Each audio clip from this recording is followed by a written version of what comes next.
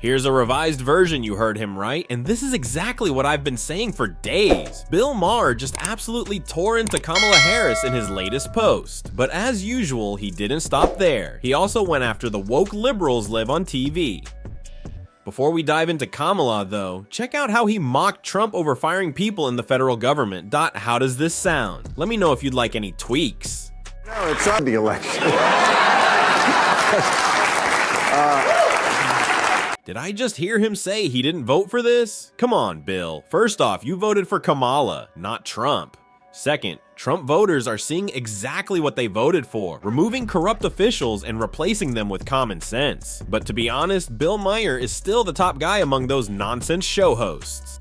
Look, I believe government is too bloated, but the way they're doing it is ridiculous and horrible. And now they went, maybe this is the one that's too far. They went and fired almost everybody in the agency that's responsible for maintaining our nuclear weapons. Fired. And then, of course, they had to walk that back because somebody said this is a national security crisis.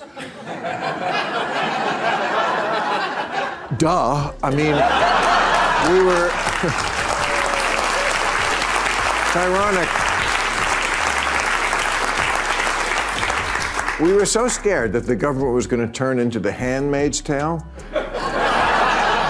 that we didn't see that the big threat was from the guys on The Big Bang Theory. Oh, Bill, come on. I'm always confused by this guy. I mean, just look at him. He's mocking two things at once while blaming Elon Musk for everything. That's just a slight lean to the left. But I'll admit, he's also pointing out that the left is finally getting a taste of their own medicine from someone they never expected. And just to remind them, this is what happens when you're backed by a billionaire with common sense, not a woke leftist. And just look at how he mocked his own sister.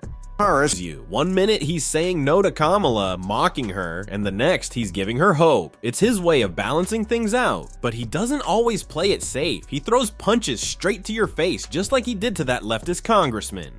The Boy Scouts of America, it cannot be called Boy Scouts anymore because it's exclusionary. Like there isn't a Girl Scouts, like this is some sort of crime against nature that we each... People are different. We were just talking about... It's now Scouting America. In the first segment, we were talking about what are we giving young boys? What kind of structure, what kind of discipline, what kind of education? A lot of those projects are really difficult. I was not in the Boy Scouts, would have probably never made it. But those are difficult. They have to achieve. They have to put forth effort. They have to overcome obstacles. They have to overcome failure.